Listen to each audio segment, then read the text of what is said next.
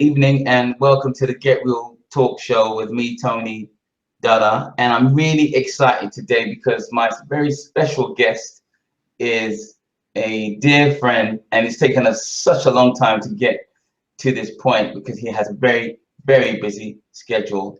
The one and only Michael Bernard Beckwith. Some of you may know him as the founder of Agape.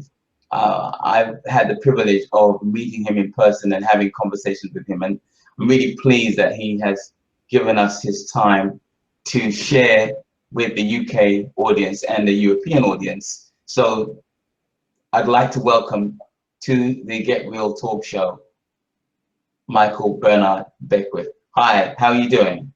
Tony Dada, it is my joy to be with you. I've always enjoyed our times we've spent together on the in Ghana and in London, and it's always, and I'm so congratulations on the work that you're doing and all the people you get to touch and the lives you get to change. So I'm just very grateful to be with you to add to your spiritual luster and to talk to some wonderful people.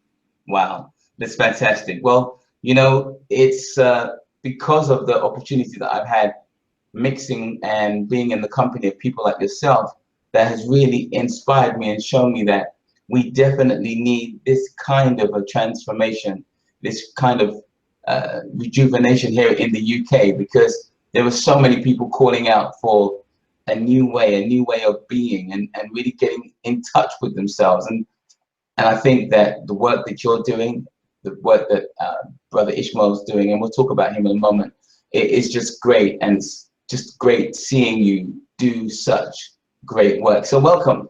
Thank you so much for taking the time out. My joy. So I wanted to really start off because we've had a number of questions come in to us in preparation for this exciting moment, because people have been really wanting to get some insight from the man himself. We've heard a lot about you, and of course you played a major part in The Secret. Yes. I kind of really want to start right from the beginning though, because you, prior to The Secret, have been doing this work for quite some time. How long have you been doing this work? I've been publicly teaching about 40 years, and I founded Agape a little over 30 years ago. So I've been teaching these spiritual principles, teaching meditation, teaching life visioning, teaching success for over 40 years now. It's hard for me even to say that, because my body's not even 40 years old. Wow, that is such a long time. So now I'm really curious, because when I think back to where the planet was in terms of spiritual maturity 40 years ago, you must have had some challenges. Because I'm saying this because, you know, I've had the privilege of being with my mentor for 35 years, and I've seen some of the challenges he's gone through. So what was it like for you when you first started? Well, when you think about it, over 40 years ago,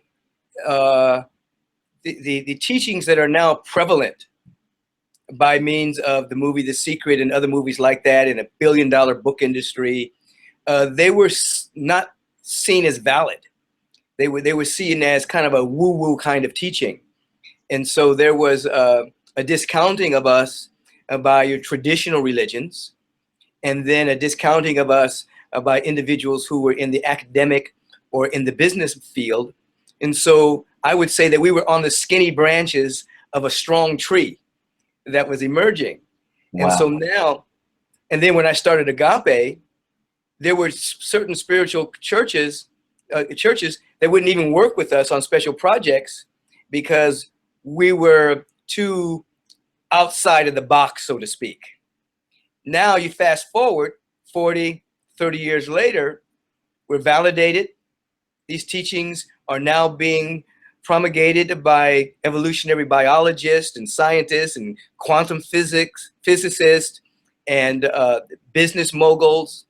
And so now I've been here long enough to see that what I was teaching years ago is now becoming almost commonplace. Wow. In the language, you know, in the understanding of thought and the power of thought, the power of intention, the power of visualization, the power of visioning, power of meditation.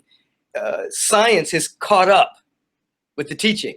So now I've seen a tremendous change. I've lived long enough and been out here long enough against these headwinds to see a magnificent change. Wow. But that requires such a degree of faith, tenacity, and commitment to your own vision, does it not? Oh, absolutely. Fortunately, I did not look outside to other people for validation. My validation was internal. It was direct from the presence, direct from the source. So when I had my initial spiritual awakening in the 70s, it was very authentic, very real, and I was able to build upon that. And so my interior awareness was way stronger than the flack that may have been coming at me from outside of myself. So faith, conviction, endurance, courage, stick-to-itiveness, all of those qualities came into play. Absolutely. Wow. And I know, but just for our audience, that spiritual awakening, how old were you when that took place? And do you want, and can you share a little bit about what that experience was? That initial, the spiritual awakening that I had as an adult, I've had a lot of experiences as a child, but the one that really opened me up, I was in my early 20s. I was attending USC at the time, and I was a psychobiology major. I thought my destiny path was to go into med school at the time, and that's the track I was on. And I began to have a number of inner experiences that I could not explain because I wasn't consciously on the path at the time. And so I really thought that perhaps there was some psychological pathology that I was going through. I was seeing visions, I was hearing voices, I was astral traveling a lot and going places and visiting people, but I didn't know what any of that was. Anyway, just to make the long story short, just, you know, that particular experience lasted for longer than a year. It was a long period of time, but it culminated with, in a lucid dream, 3 men came to me, and 2 of them held me down, and one of them stabbed me in my heart with a serrated knife. And the pain, physically and emotionally, was excruciating. I screamed out, and I died. And when I woke up from that, the pain was still in my heart physically, but I could see differently. I could see that we were surrounded by this presence of love and of beauty and intelligence that it quite shifted my perception. The love was at such a magnitude that I can, to this moment, can't really explain it. I was just so loved by the Creator, as everyone is. And the beauty that's everywhere when you have eyes to see is so magnificent, animate and inanimate objects glowing with this presence, and the intelligence and the order. And so I saw all of this, and then that set me on the path to discover what had happened to me. I didn't know what had happened. Wow. As I began to research and meditate and pray and research, I discovered the underlying spiritual and mystical truths that all of the great teachers taught. They may teach them differently based on their culture and the time they lived historically, but underneath, the universal principles and the universal teachings are the same. Whether you study Gautama the Buddha or Jesus the Christ or Zoroaster, you know, you're gonna bump into the same teachings that now our quantum physicists are bringing to bear as well. So it was a tremendous opening, and took a number of years to integrate. And I had more and more openings that took place for a number of years, but that was the initial one. Wow. Yeah. That is incredible. And so that dream set you off on a new path. Totally. When I woke up the next day, I was not the same person that went to bed the night before. My priorities shifted. What was important to me shifted. I lost all of my friendships. People thought that I had just freaked out. You know, they didn't know this person that was emerging. The presence of love, the presence of God, the presence of divine intelligence was so real to me. I didn't need to read about it in books. It was just, I was having a real authentic encounter that the books validated when I began to study the scriptures of all the different religions, Right. and study the writings of high-minded beings. They validated the experience I was going through. And so I didn't feel alone, even though most of the people that I was associating with were physically dead. You know, they Yeah. were their message lived through their books that basically validated what I was moving through.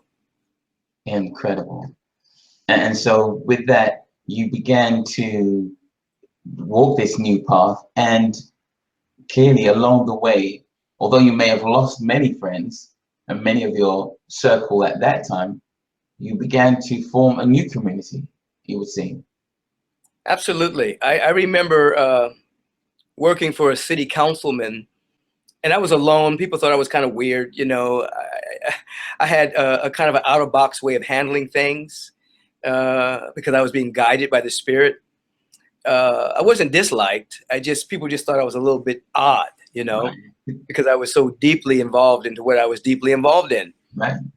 But I always remember sitting at lunch, and I looked up at the banister, and there was this big ball of light with all these different colors in it.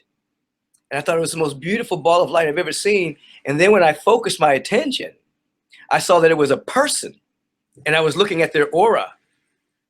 And then that person, she was studying the works of Paramahansa Yogananda. And that person became a friend of mine. And it was one of the signs that the Spirit was bringing into my life, people that understood me. And then little by little, other people came into my orbit until ultimately my orbit grew with people understanding who I was and my mission and why I was here. And so, as you indicated, new friends began to come into my life, but they were built upon an understanding of this tremendous presence of love and beauty and intelligence that most people call God. At the time, for many years, I never used that word God. The word that I used was love, beauty, because that's how my encounter was. Right. Love and beauty. Right. So it was a number of years later that I was able to embrace the word God again, but it was not from the traditional religious point of view of a man in the sky checking your name to see if you've been naughty or nice, sending you to an eternal damnation. That's a misuse of imagination of humanity that made up such a God. So when I use the word God, it has nothing to do with that old paradigm. It has something to do with a presence of life and of love and beauty, intelligence that's everywhere, you see. Wow. So effectively, you were experiencing what some have called the law of attraction, i.e., because of who you had become, you were Yes. literally attracting. Yes. The way I teach it, as you indicate, I've been teaching this. The secret is having its 10th anniversary right now. So that means that was 2007. So I started Agape in 1986. So as you've indicated, I've been teaching these principles for years before I was even in the movie The Secret. And one of the ways that I've taught it, the law of attraction, is really the law of radiance. And means that when we embody something, we start to radiate those qualities from the center of our being. And the law of attraction is a linguistic convenience that describes how things come into your orbit, into your life. It looks like you're attracting them, but in reality, you're radiating that energy. And then that energy becomes visible and comes into your orbit. On the three-dimensional scale, it looks like you're attracting it, But on the fourth and fifth dimensional scale, you're radiating it out, you see. And so the law of attraction is a linguistic convenience describing the law of radiance. So The law of emergence. That's the other way I've described it over the last 30 years, is the law of emergence. Because we live in a field of infinite potential.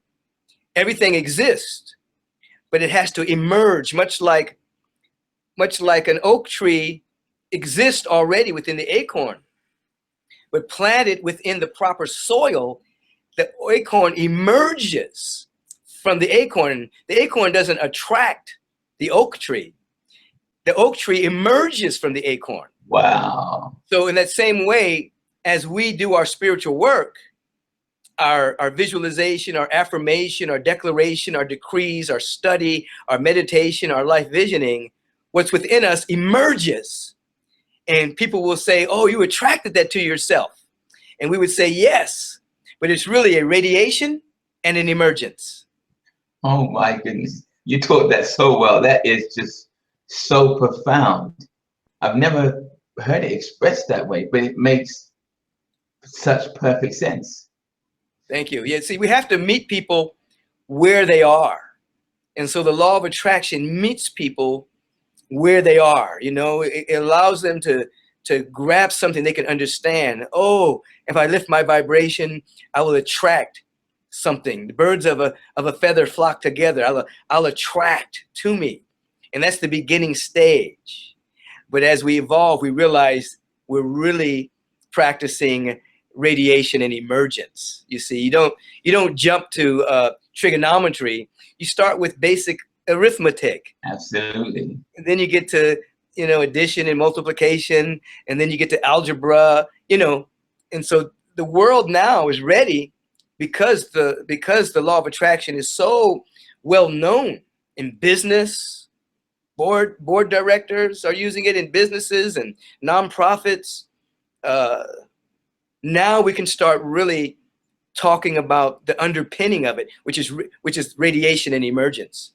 Wow, that is such a blessing hearing you say that, because even I have been a bit surprised. You know, I've been, as you say, in the workplace, even corporations. I'm engaging with a corporation which is the 18th largest employer on the planet. And I couldn't get my head around why they were embarking and embracing this kind of awareness. But as you said, the world is really ready to receive this kind of information now, right? Yes, we're in a new epoch, and we're being flooded with this new vitalizing energy. The earth is much more conscious, as you know from the African tradition. The earth is alive, and it's conscious, and it's vibrating higher. The prophecies of all of the ancient indigenous cultures are being revealed, and so these teachings are now pouring onto the planet, and they're pouring onto the planet at such a time in which we as human beings are facing extinction events. You know, we're dealing with cataclysms in terms of environment, in terms of global warming, in terms of pollution, the quagmire that's happening in politics, the sense of division between people, calamity and contentiousness. These teachings are now becoming readily available for such a time as this, where the hidden darkness is being revealed so that this tremendous light can transmute it into a higher frequency. And so so now you can walk into a board meeting and people are talking about the law of attraction, or change your attitude, or let's meditate, or let's practice the life visioning process. This is our time, Tony. This is our time. Well, you did mention that back in 2014 when we were last together in Africa. You know, when you say that, that brings me on to a question in terms of this being the time. So recently I had a conversation with, I don't know if you know the lady, Sophia Stewart from The Matrix. And she was talking about how Donald Trump symbolized this change, this time, as you just described, and that we were going to see a lot of these manifestations in 2017, i.e. so 2016 was that year of change, and 2017 represents action and the change manifesting. I wanted to ask you, what do you see, and what would you want to share with the audience in terms of what this time, what is this time? Well, basically, what Donald Trump represents is what I call an evolutionary trigger for us to go to our next level. He represents, greed and selfishness, self-aggrandizement, the personification of the ego, winning at all cost. You're fired, and so he has come along as a trigger to push us all forward. If you look back on your life, you'll notice that there were times in your life that seemed very dark, very gloomy, or there was a crisis. And if you look what happened to you after that crisis, you'll notice that crisis got you focused and allow you to throw away parts of your priorities that you didn't need anymore. They didn't fit you anymore. And what you were left with was the priorities that were necessary for you to make the leap in consciousness. So Donald Trump comes along with his contentious nature, and people that were lethargic, apathetic, are now suddenly waking up and saying, what are we going to do? And people will ask me, what do you think this year is going to bring to us? What do you think these years are going to bring to us? And I say, no, those who have been initiated don't ask that question. We ask, what are we going to bring to the world? Not exactly what's going to bring to us. Exactly. What are we going to bring? Exactly. And so different coalitions are now forming, asking that question. What are we going to bring? And many people are alive now with vision and possibility. Many people are watchdogging to see what he's going to do. They were asleep just 2 years ago. Many people are making proactive movements in the area of environment and immigration and medicine. And, they were sleepwalking 2 years ago because Barack Obama was in office. Now suddenly they're awake and say, oh my God, I need to bring something. That's amazing. Yeah, so he's an evolutionary trigger that I believe is going to galvanize us to go to another level of consciousness. He's an unwitting evolutionary trigger. Wow. That is really amazing, because when I tie that with what you were saying earlier on about, rather than it being the law of attraction, it's really about us radiating. Well, this then suggests that we are all being given an opportunity to focus on what it is that we want to radiate. Yes. And as we were sharing back in 2014, at the 40th anniversary in Ghana, where we were celebrating conscious living and conscious evolution, then really what I'm hearing you say is what we were celebrating back in 2014 is actually happening right now. People are being called to consciously live and evolve. Yes, we're in that space where, even though for some people it feels like we're going backwards, the universe doesn't go backwards. The cosmos doesn't go backwards. Everything cycles and progresses, but what it does is release hidden secrets and things that need to be cleared before you go to the next level. It's like psychologically you have a chemicalization and a purging before you go to the next level. So we're looking at purging, and we're looking at deep and profound insights that we can embody to go forward. So as the Chinese would say, be grateful to be born in interesting times. And this is a very interesting time to be born in. We always want to remind people that they chose to be born at this time. Your birth at this time is not accidental. You chose to be here. But for those that are listening and they'll be saying, what does he mean you chose to be? Can you elaborate on that? Well, absolutely. I mean, as a spiritual being, and these are things that I've seen in my initiations and in the different awakenings that I've begun to describe a little bit. We've never had a birth and we'll never die. We're eternal souls. And the incarnation that we have is not simply the byproduct of our parents getting together and having a wonderful moment, you know, of love and sharing. No, the past, the present, and the future are happening simultaneously. And so we may have been the ones orchestrating our parents to get together So to have the biological material in order for us to have a birth. oh, oh my goodness. Really? And so, so it's not accidental that we're here. We chose to be here. We chose our parents. We chose the time in history. And so everyone chose to be here to bring a gift, a talent, to bring to activate their powers for such a time as this.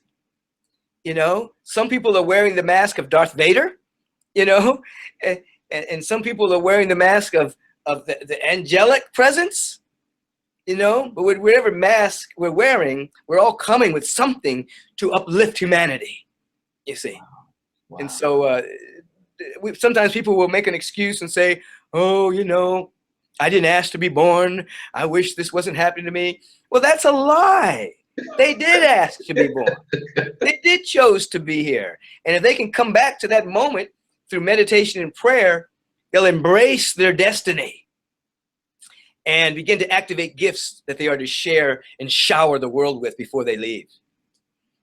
Wow, because what I'm hearing you say, then if I'm to take what you're saying to its full conclusion, is that we are not here living for ourselves. No, absolutely. Again, that's the ego. From the egoic structure, it's me, my, I.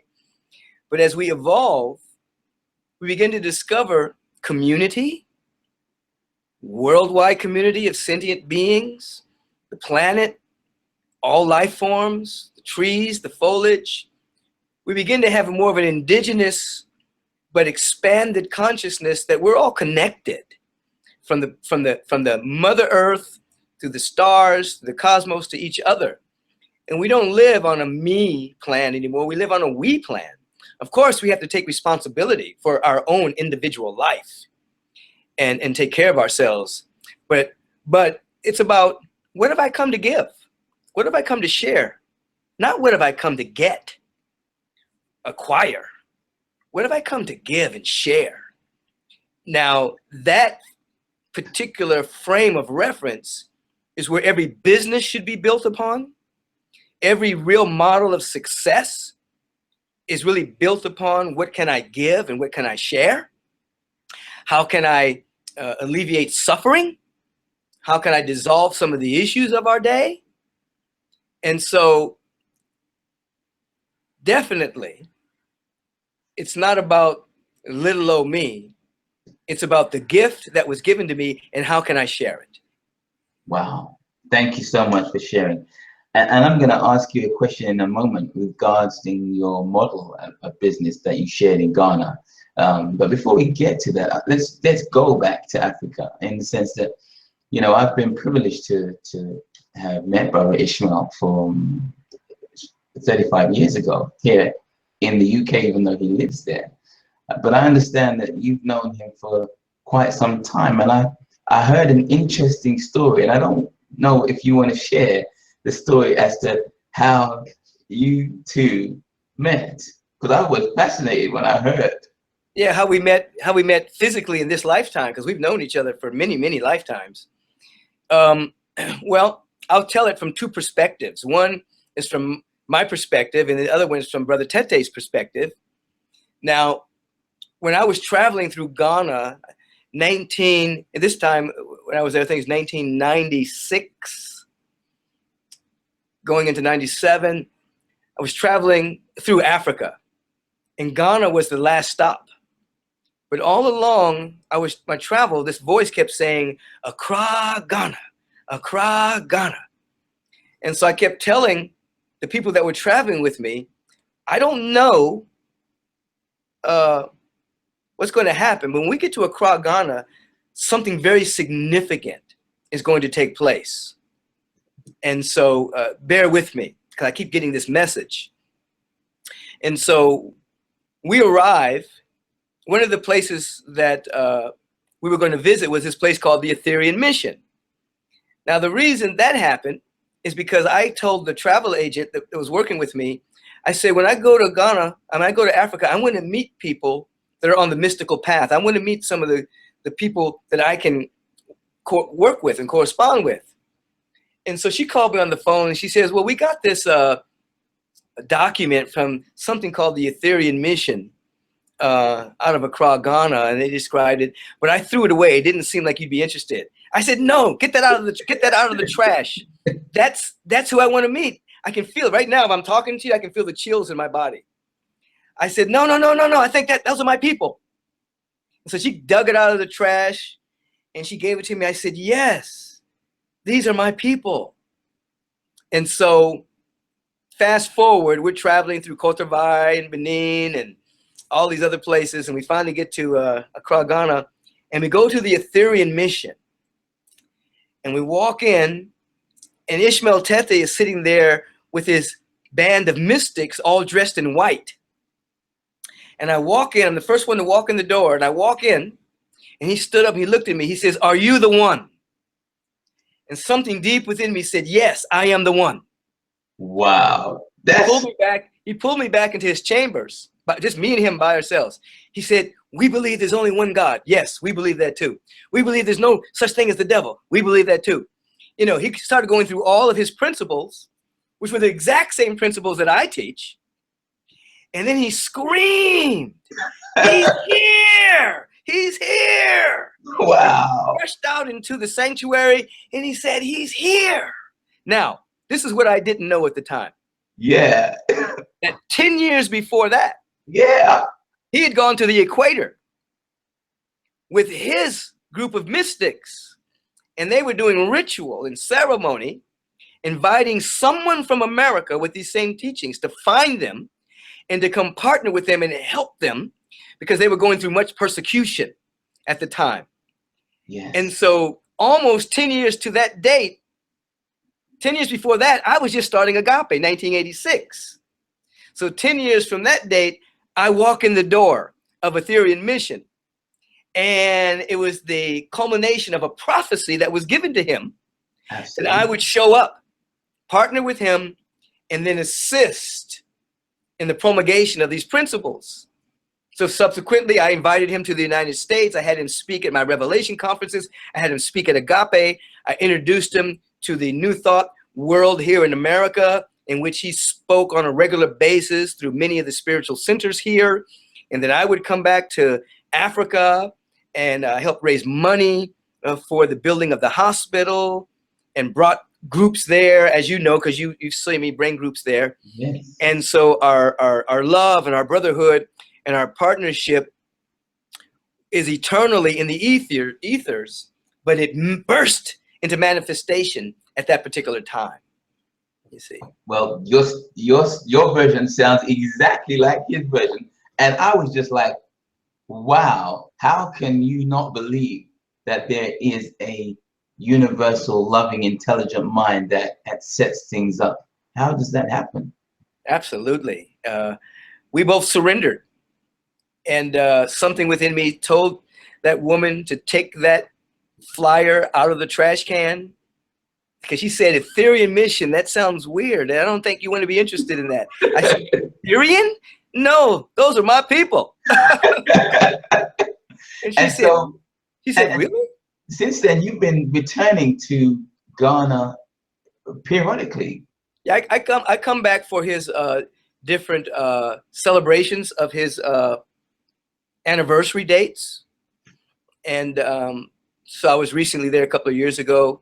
And yeah, matter of fact, I'm probably going to call him today or the early part of next week just to have some moments together, you know? Yes, yeah, because it was back in, what, 2010 when he was doing his 35th anniversary that we first, I had the first privilege of meeting you and your entire family. Right. And that was my mother was with me. That's right. Yes. She had the body at the time. She subsequently has made her transition.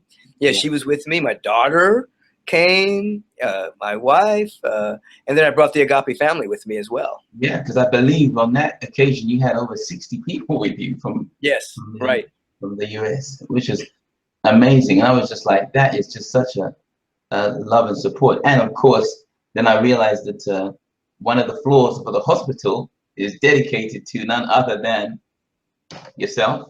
Yes, the Michael Bernard Beckwith floor. Yeah, I'm very honored to receive that.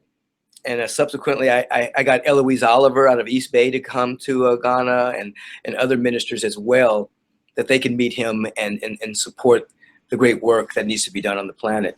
All of us together makes it a lot easier. Wow. And it just seems like, as you said, now that the world is actually waking up, it is a real exciting time to be alive, right? Man, I'm so enthused. I see so many signs of our great possibility as a species. Right now on the planet, there is a solution for every issue. It's not in the old paradigm of greed and acquisition. It's in the new paradigm of generosity and sharing and circulation. And so what we're witnessing is the actual death of an old paradigm and the emergence and the birth of a new paradigm. And as you know, whenever something is dying, it makes a loud noise before it dies. You know, when an animal is wounded, you don't back it into a corner, because it develops its last little bit of ferociousness to rise up before it dies. So we're looking at the last bit of an old paradigm of selfishness, greed, power over people, manipulation, control, that type of thing, and the birth of something new. This is why the contentiousness in the political circulatory system, and someone that can be selected as president that carries the vibration of that contentiousness and divide and conquer and separation. Even though he lost, you know, he lost the election by over 3 million votes, you know, but because of the outdated electoral college, he comes in as president, but he comes in with no mandate and with the lowest approval rate ever in history, political history of America. He's coming in with less than a 37% approval rate. So this is the death of an old paradigm, but going out loud in the birth of a new paradigm, you see. And so again, these are some good times to be alive. And this is not just happening in America. That's right. This is happening around the world, where you have certain egregious individuals who are prone to egregious behavior rising in power. And so it's the death of something, but it has to scream loud before it dies. Wow. It has to be seen and wither and shout, you know. That's amazing. And it shows that there is only one universal truth, because you're echoing exactly what Sophia Stewart was saying a couple of weeks ago. So, you know, I want to pick up on a couple of things that when I met you, certainly there was one thing that you said to me back in 2010 that stuck in my mind so much that I actually had to put it in my book when I wrote about it. And I'd just like you to expand on it if you could, because what I'm hearing is that in this new time, in this season, each of us are being called to wake up, to become conscious and evolve. And that sentence that you mentioned was, you talked about people suffering from intention deficiency syndrome. Right. Do you remember? Yeah. I was like, oh, damn. So for our people, can you explain what that is? Well, I teach that many people suffer from an intention deficit disorder. You know, intention with an I. People have no intention. And so they wake up and they're waiting to see what's going to happen in their day in order to react to it.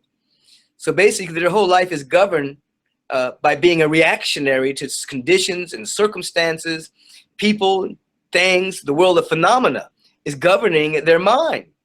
Now that's being a puppet. That's being unawake. That's sleepwalking. That's living in Maya, in the illusion. When you begin to have an intention for your life, then your intention is like a rudder. It gives you direction. And not only does it do that, this is what I'm about to say is so fantastic. See, we obtain thoughts based on our perspective and our intention. We're being bombarded with millions of thoughts all the time. You have the media.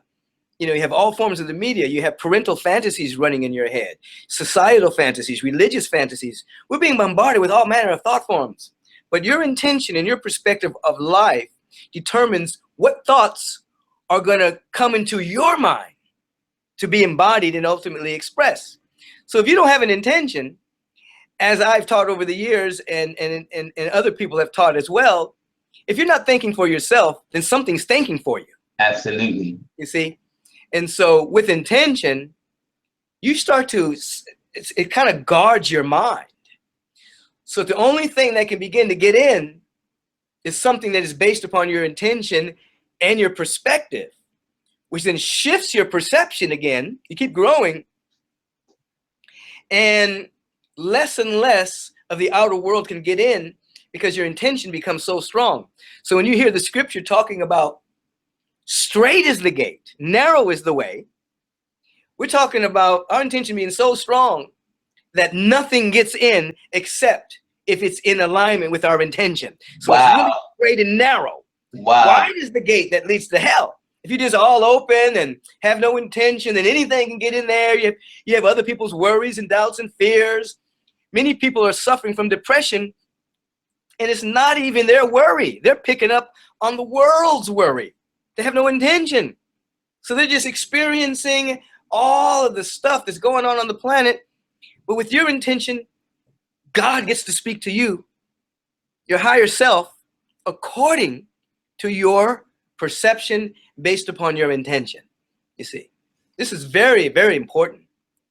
Wow, this is so deep and so profound. And I'm just going to, for a moment, just kind of put a framework around this, because so for many of the students that I'm teaching on our one-to-one mentoring program, which is called the GPS, which stands for Grow Personal Success. And it's really, as you will know, that there is so much knowledge and information. And having been with Brother Ishmael for so many years, one of the things I realized was, it's really how do we package and present things in a way, as you mentioned, you don't just go straight to trigonometry. You have to start at the elementary stage. And that doesn't mean we're lesser of a person. It's just about how we make it palatable. And so the foundation of the framework that we use in the GPS program is the 5 pillars. And those 5 pillars are your mental and emotional state, your spiritual state, your physical state, your spiritual state, and your financial state. Now, you've just been speaking about that mental, emotional state. And so I have some questions from some of our students with regards to each of those areas.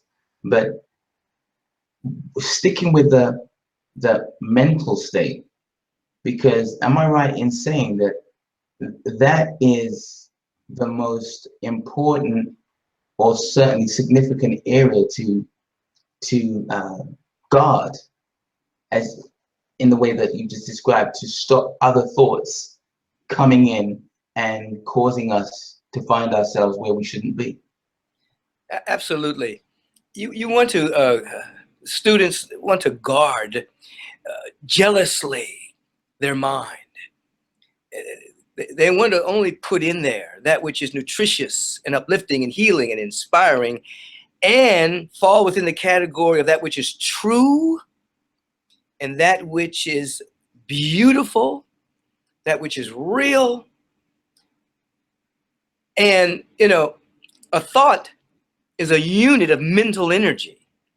And a unit of mental energy transmutes itself. It becomes perception, speech, behavior, and ultimately it can coagulate as a manifestation in one's life. So that mental state is very important. So I teach, we want our mental body clear, we want our emotional body pure, and we want the body of our body to be full of light for health, and the body of affairs to reflect order of the universe, you see. And so by doing basic spiritual practices, you start to have a level of clarity. so that the thoughts of the world aren't running you. It's the thought obtained by your mind from God. Now, what is that called? That's called inspiration. God's thought through you is called inspiration. So when Wow. you have inspire, the holy breath of God, God breathes into you, inspires you. That's the thought of God. We want to be inspired every day. And when our mind is clear, we become inspired, you see. Wow. Wow. That's just so awesome. You know, as I was preparing for this, I looked at your book, and I was looking at the bottom of it, and I love the bit that you said. You talked about, you said heart set and mindset. Oh, you're talking about The Answer Is You book. Yes, the answer Yeah, is in your book. And you are the answer. Mm-hmm. and I thought to myself, that's amazing, because when you talk about the heart, so most of us now, or should I say, many people are talking about have a mindset for success. You know, it's all about the mindset, but you know that it's actually about the heart set Yes. first, is it? So it's when a man or a woman believes in their heart. You see, what they believe in their heart. The heart has more brain neurons than the brain. Most people don't know that scientifically. Absolutely. Absolutely. And so when I came up with that, the mindset is your primary belief. You see, we develop a mindset with our belief and our focus, our resolve. But then we have to have a mindset, and the mindset means, a heart set, and the heart set means that we actually are embodying our mindset. It's now you know how when people say, "I know that by heart," Right. I know it Yeah. by heart. Now it's become a heart set. It's not just merely a belief. That belief has sunk deep within you, and it's now a heart set. You know it by heart. And when you know something by heart, you don't have to rehearse to be yourself. It's a part of you, you That's know? so true. Because you know what? Normally, when I do these interviews, I sometimes prepare, but I have Right, a very strong thing like, no, I know this man. right, So I'm not gonna prepare. We're just gonna sit and right. go, and it's just beautiful. I Yeah. totally get that. There's And nothing, there's nothing wrong with preparation, but preparation just allows you to fly. You know, when an airplane's about to take off, it prepares, it puts gas in, makes sure the tires are working, makes sure the oil is there, it's clean. But ultimately, the plane has to surrender to the law of aerodynamics so that it can so take that off. it can fly. Wow, And that's the heart. We have to be aerodynamically sound. wow. Yeah. So how does one cultivate that heart set? How, how can someone do There's that? a statement, many people say practice makes perfect. I say it is the practice of perfection that makes perfect. Now we're talking. Because Yes. many people are practicing all manner of things. They're practicing worry, they're practicing doubt, they're mentally rehearsing worst case scenarios. So practice doesn't just make perfect. You can make worry perfect. You can make doubting yourself perfect. And so we want to practice perfection, which means we want to allow periods every single day where we're studying these sacred truths. And then we want to, after we study the sacred truths, whether it's the truths of success, laws of success, the law of health, the law of well-being, the law of mental clarity, meditation, prayer, we want to go into practice, finding some way of practicing so that we embody what we're studying. So it goes from mind to heart. It goes from the mindset to the heart Absolutely. set. Absolutely. So that in a moment you think not, when you're not even thinking, there it is. It just shows up for you. And is that You what know? we mean when we talk about the conscious living? Yes. Conscious living. Again, juxtaposing that to people who are unconscious. They're just walking around reacting to circumstances, worrying, doubting themselves. That's unconsciousness running amok. And then you have to overcompensate by force and make things happen and manipulating and lying and stealing, you see. But when you're in tune with the law of the universe, yeah. it just comes to you because you're radiating at that frequency. Wow. You know.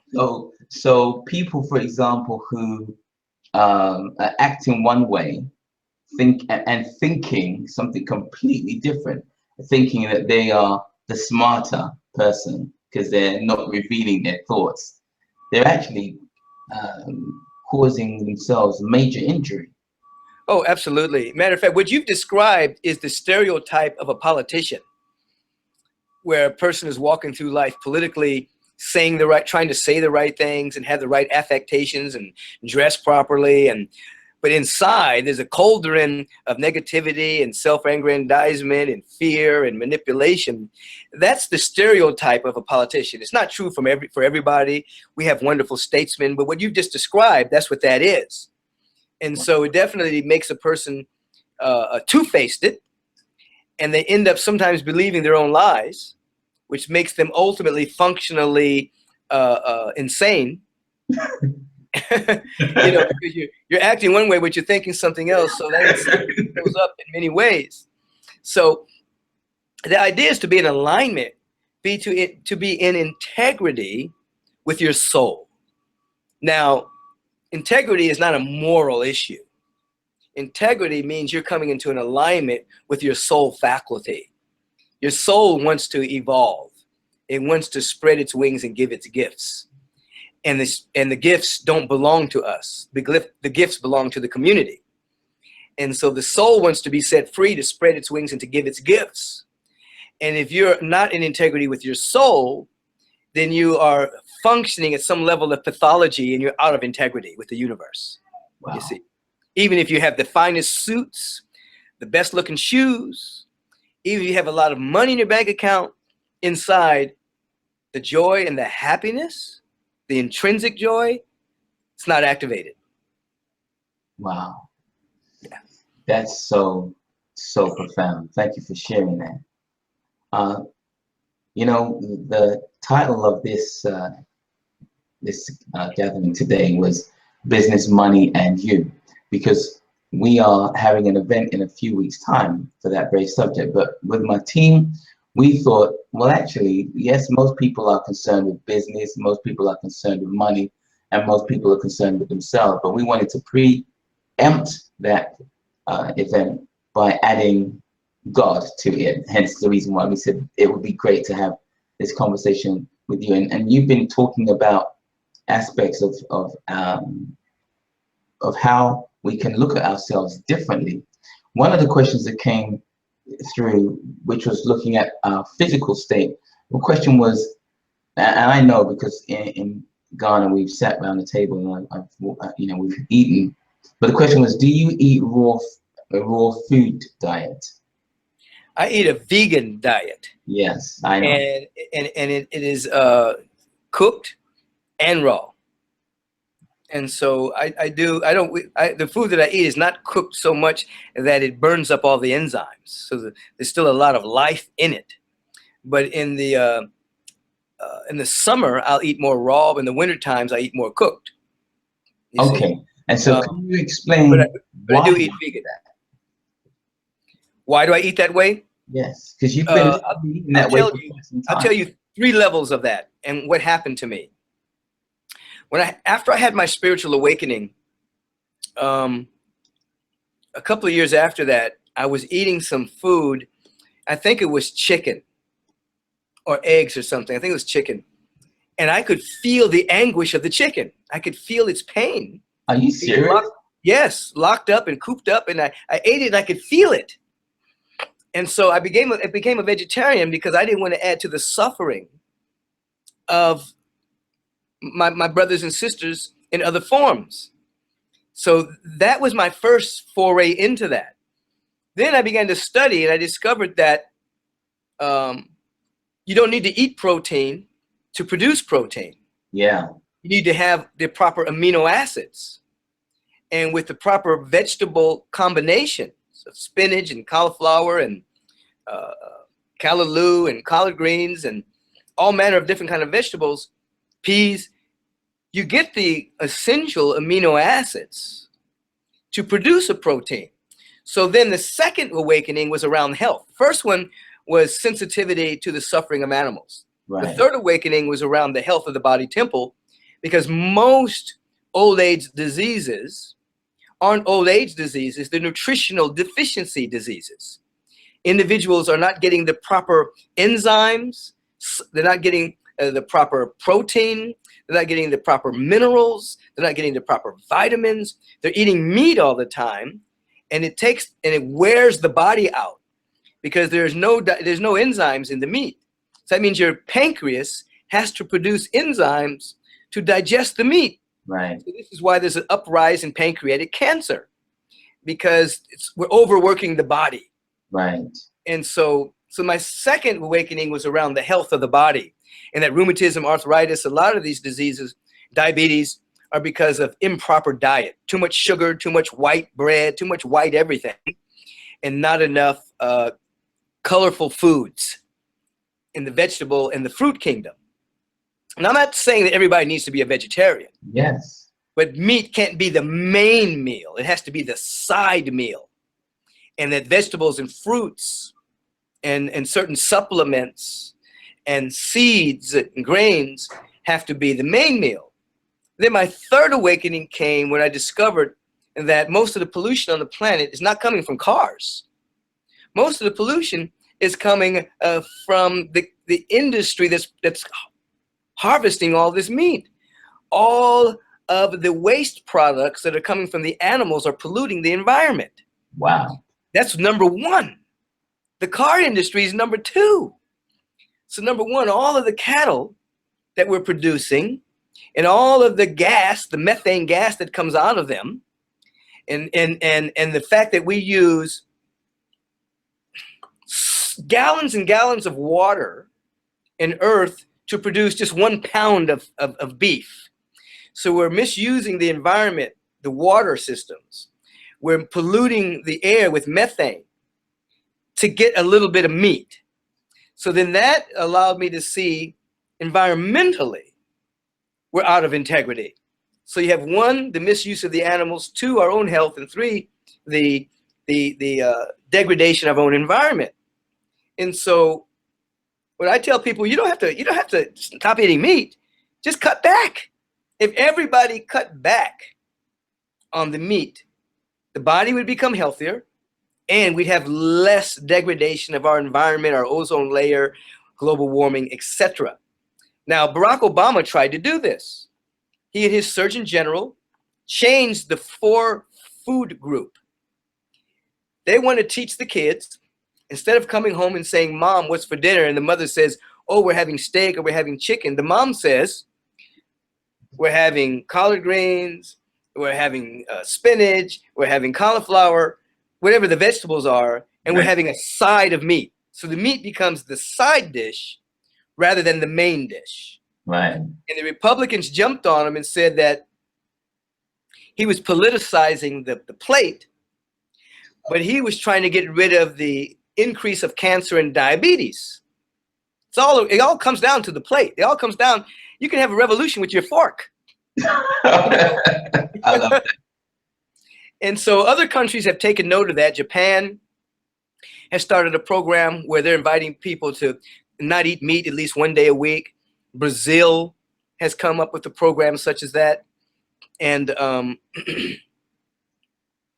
and so that's why I became a vegan. And so in the beginning it was a little difficult because I was a heavy meat eater. But now it's very easy for me. I mean, Well, again, just like the teachings, the restaurants have caught up with me. So 30 years ago, 35 years ago, when I became a vegetarian, maybe a little longer, you didn't see a lot of vegetarian restaurants. There's only a couple. Absolutely. Now they're all over the place. Yeah. Every other corner you have gluten-free, vegan options, vegetarian. So the world has now caught up with this. Well, so, you certainly caught my attention when we were sitting down having breakfast and eating at Brother Ishmael's home, and I looked at your plate. I was like, this is why I love coming and spending time with you all in Africa, because it's like You know, we spend only a few days and stuff together, but the things I see and I learn, I carry and I hold in my heart, and they really, you know, they help steer my path.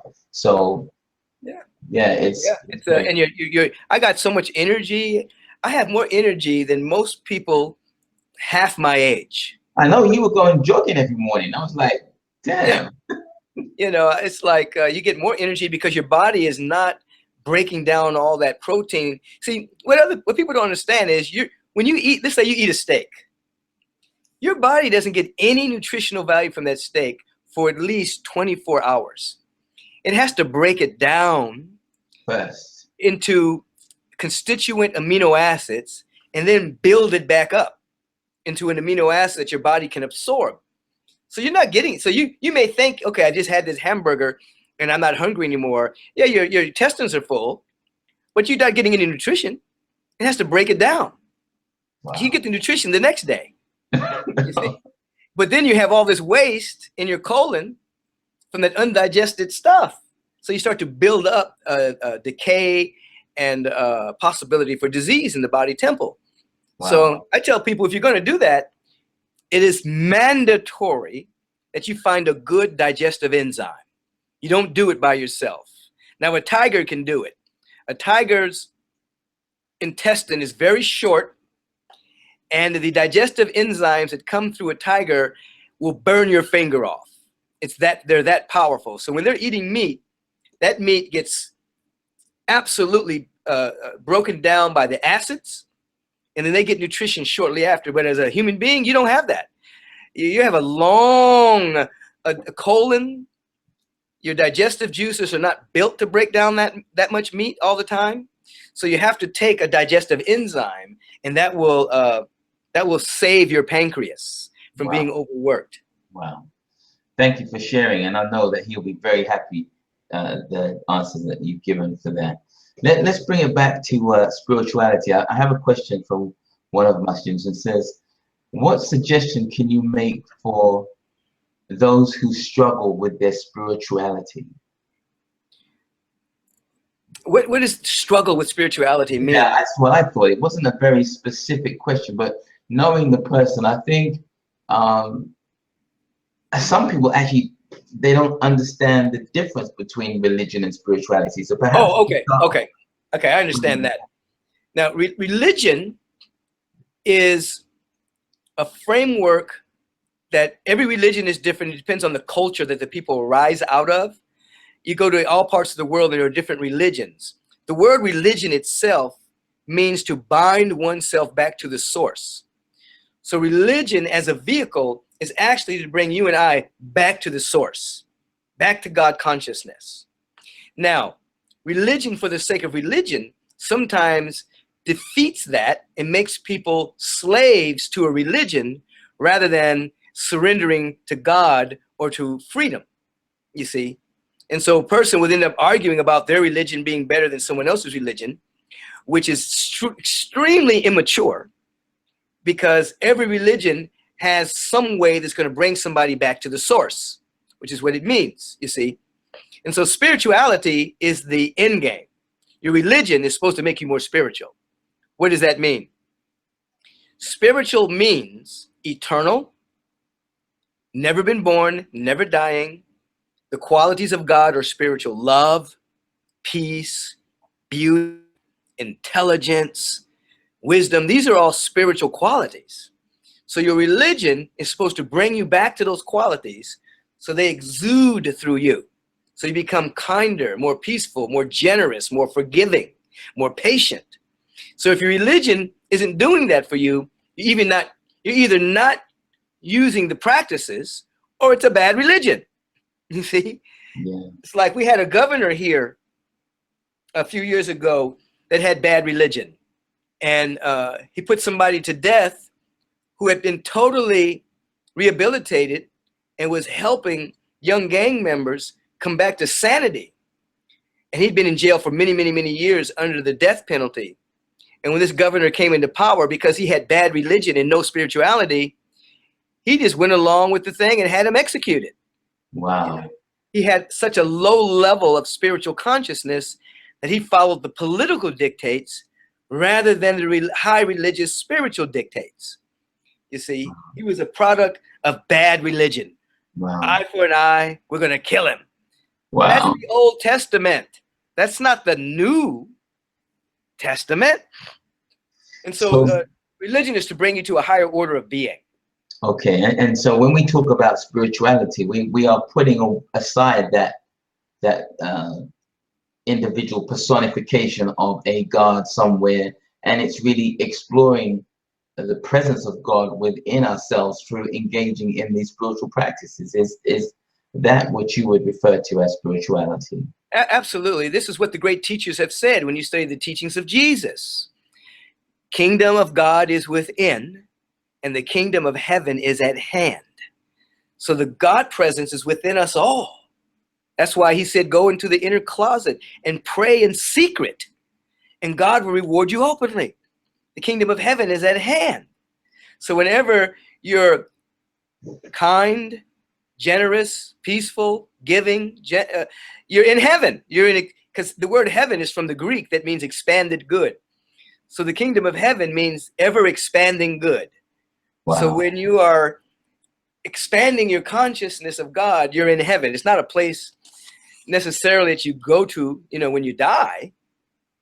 It's a place that you inhabit when you die to your littleness, when your egoic desires. So we can, to an extent, we can actually identify and acknowledge our spirituality simply by looking around us, in terms of if we are seeing that love, that joy, that beauty around us. Yes. It's called recognition. It's a part of prayer. You look around, you recognize the face of God. You recognize the smile of God in a flower. You recognize the steadfastness of God in a tree. You recognize the beauty of God everywhere. You see, and we bear witness to God, just as a wave bears witness to the ocean, and the ocean is in the wave, and the wave is in the ocean. And as the sunbeam bears witness to the sun is in the sunbeam, and the sunbeam is in the ocean. We bear witness to God. God is in us, and we're in God. And so we bear witness. Jesus simply said, the Father is in me, and I'm in the Father. Right. I'm in God. God is in me. So then that means, then conversely, if I'm looking around myself and all I'm seeing is pain and torture and struggle and fright, then that equally should be telling me that something perhaps needs to be addressed internally. Absolutely. So that we can see that the thing is that we're not here just to set things right. We're here to see them rightly. Not to set it right, but to see it right. God is everywhere. Okay, not to set it right, to see it right. Right. Okay. So when you meditate, when you study, when you do the life visioning process, your insight starts to wake up, and you're able to see the presence even in the most difficult circumstances. You see potential and possibility, even when it seems dark and dank. Wow. Wow. That is so profound. And we need you over here. You know that, don't you? We can work this out. We're gonna work it out. So very good. Very good. Couple of questions remaining. One of my students was asking, is there a right and a wrong way in which to ask the universe for what you want or desire? Yes. We've all heard the statement, ask and ye shall receive, seek and ye shall find, knock and the door shall be open. So whatever question you ask, the universe will answer. And so we have to ask empowering questions, not disempowering questions. Yes. So we never ask, why me? We don't ask what's wrong. We never ask who's to blame. We never ask to get rid of difficulties. We ask questions like, what good is trying to emerge in my life right now? What gift do I have to give? Now, you want to ask also, you want to make sure that when you're asking, you're not just asking for, you're not just in an immature one thing. You want to ask something that is not anemic. You don't want to go to God with an anemic prayer. You want to say, let me be an instrument of more prosperity. I want to be an instrument of greater love. I want to be an instrument of greater peace. I want to be an instrument of greater intelligence.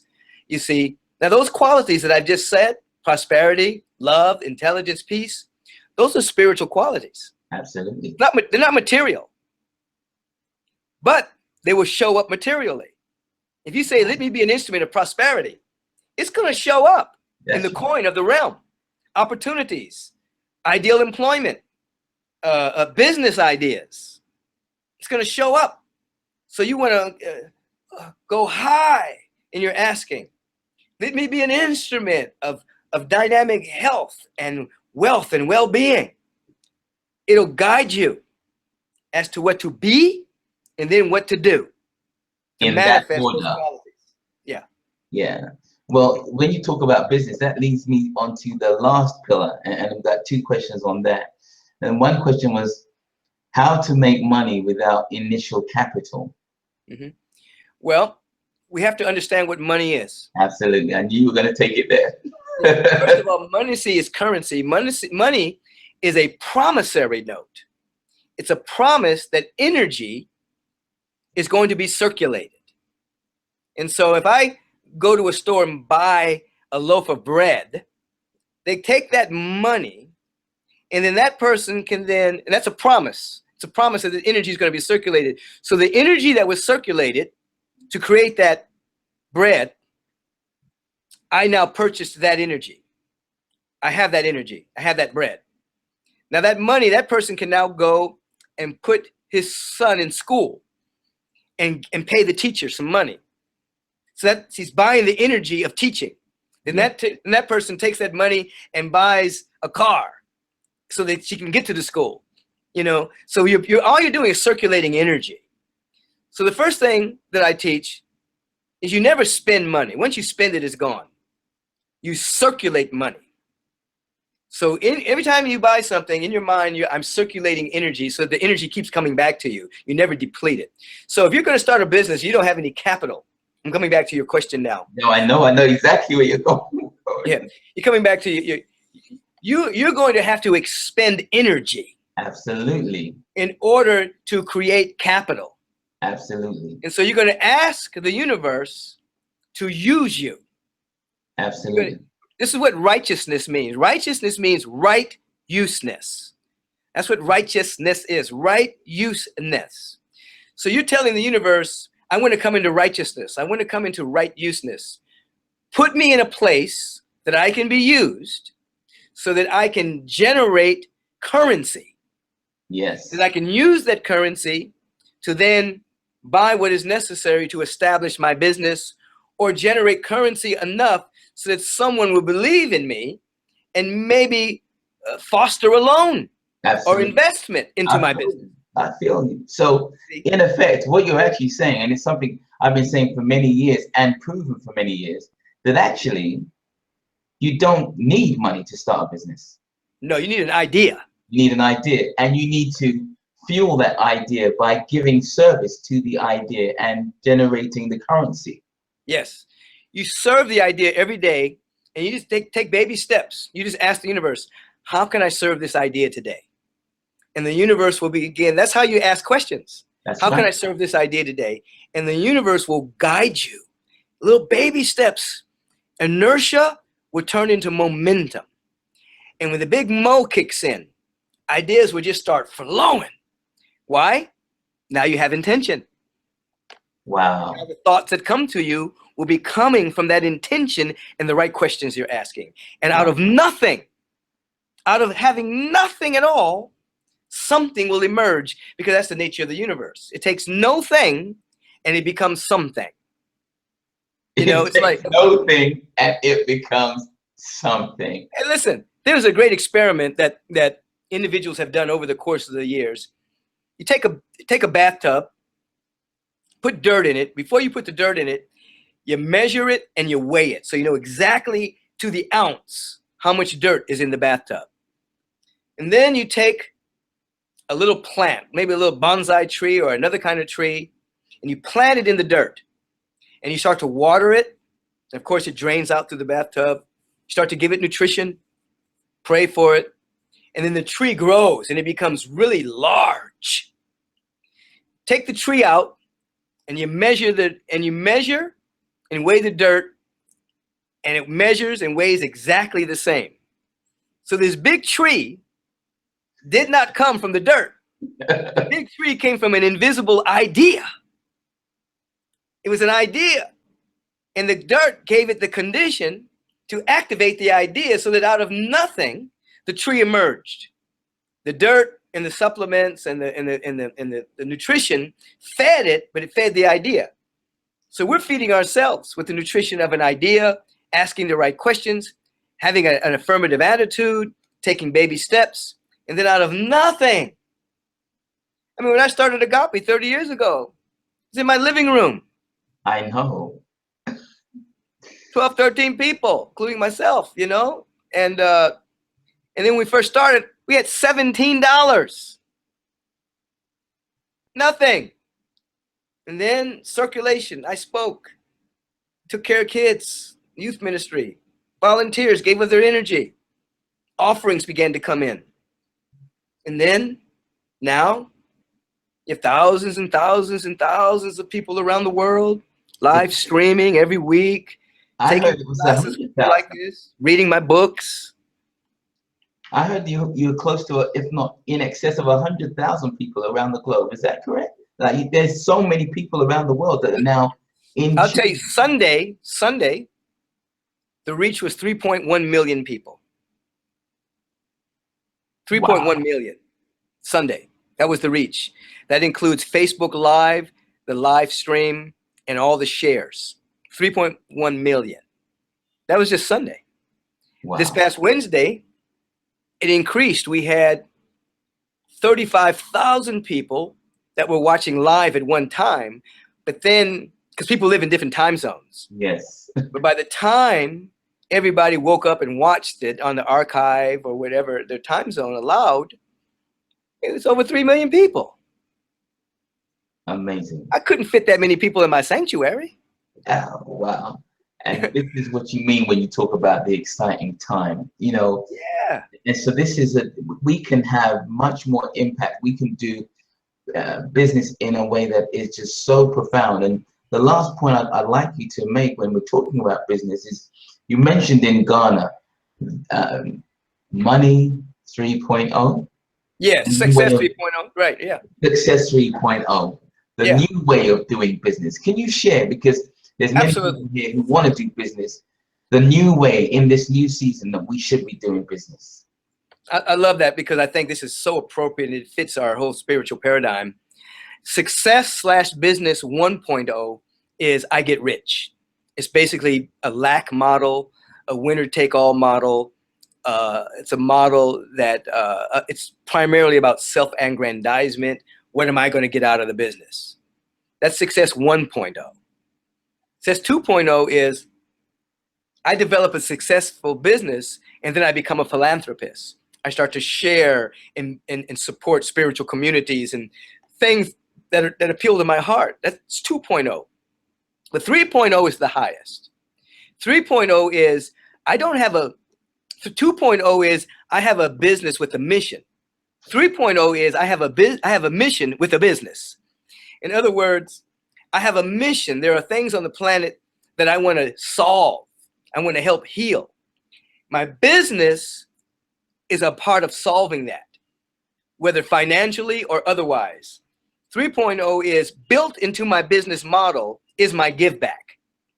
So that, for instance, I was in Arizona last year, and the individuals that picked me up took me to their business, and they sell high-end supplements, and they create the packaging for this really great chocolate, and they do all manner of, and for every sale of anything, they plant a tree somewhere in the world, and they give money back to certain spiritual communities.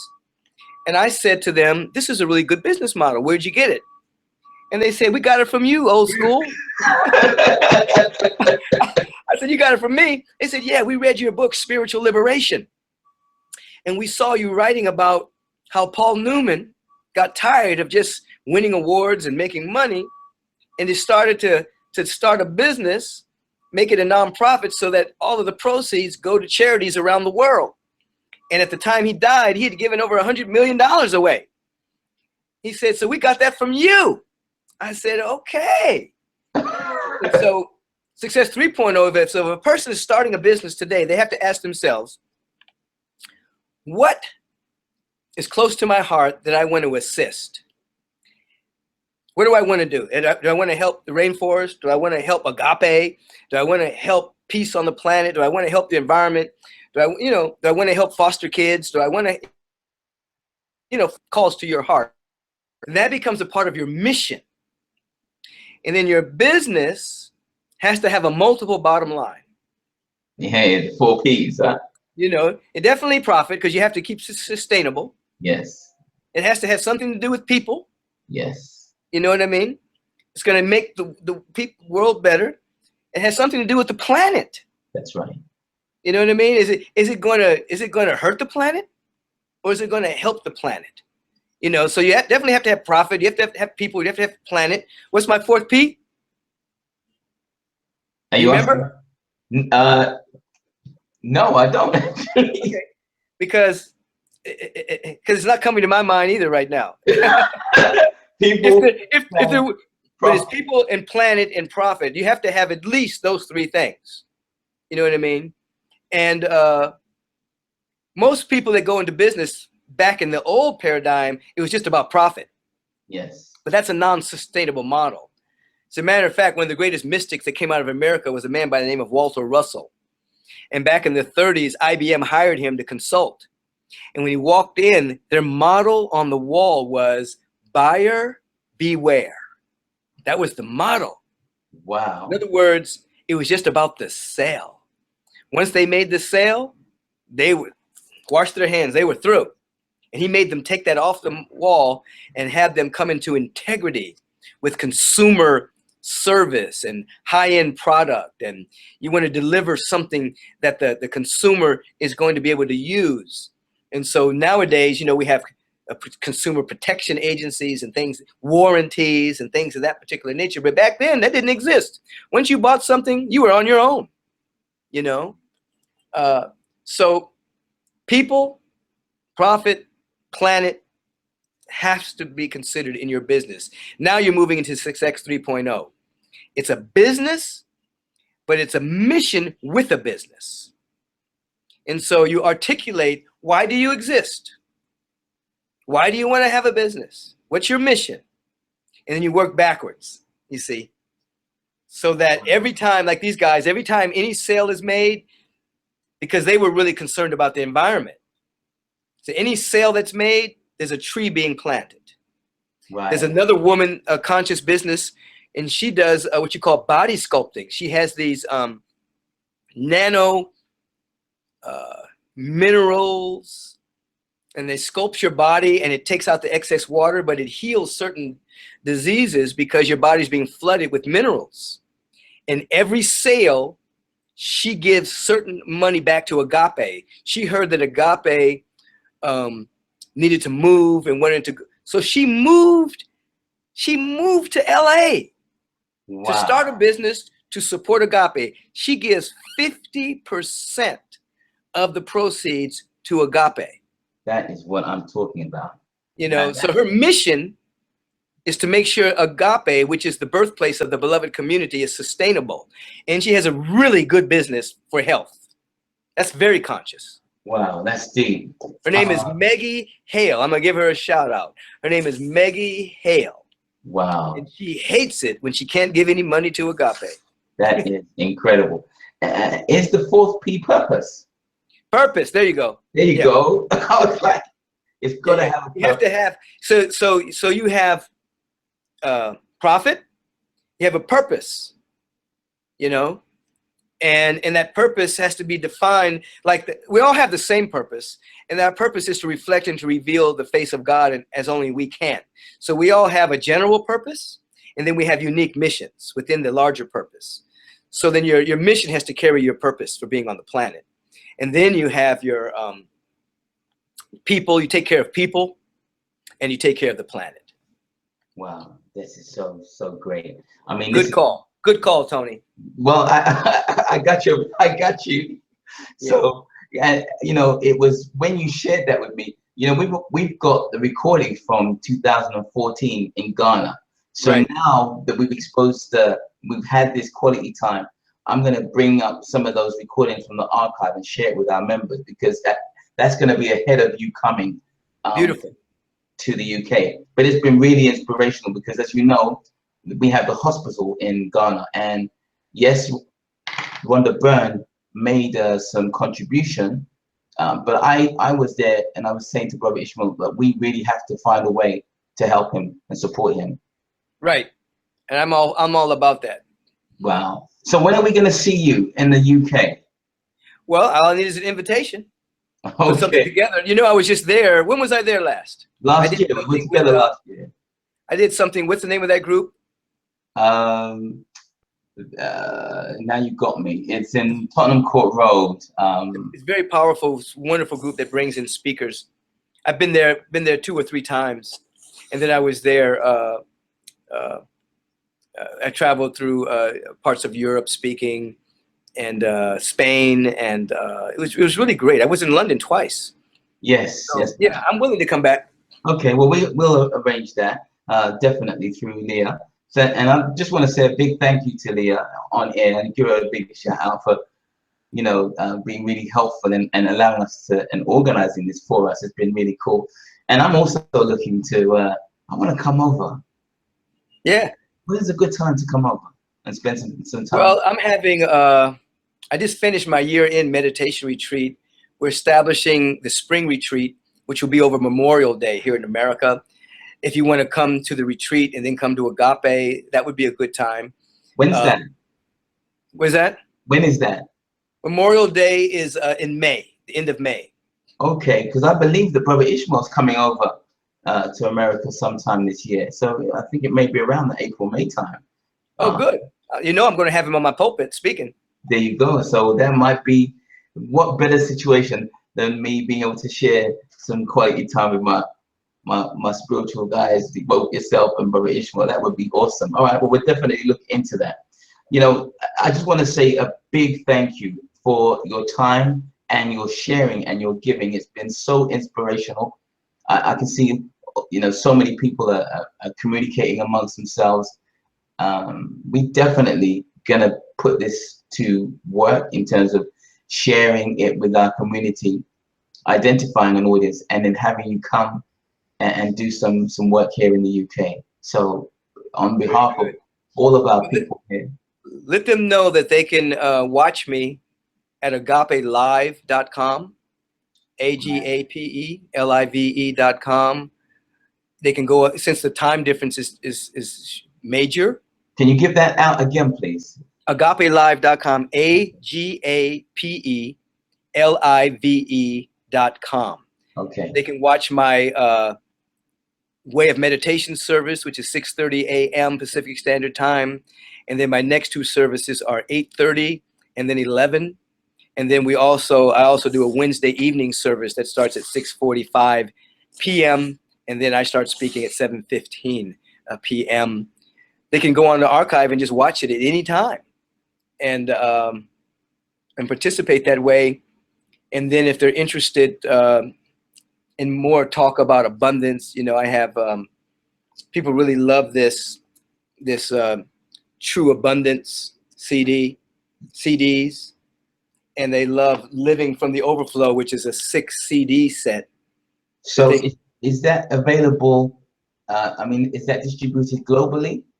Yeah, they can get that on Amazon, or they can go directly to Sounds True and order it, or they can put in the request to Agape and get it from there as well. Wow. Okay. Well, I'm gonna get myself a copy of that for certain.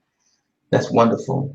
It's and in terms of tuning in, Agape, it's really the place to be on Sunday, and it seems like you are working. I mean, Listen, we're the most diverse, inclusive spiritual community in America. as a spiritual community. Everyone's here.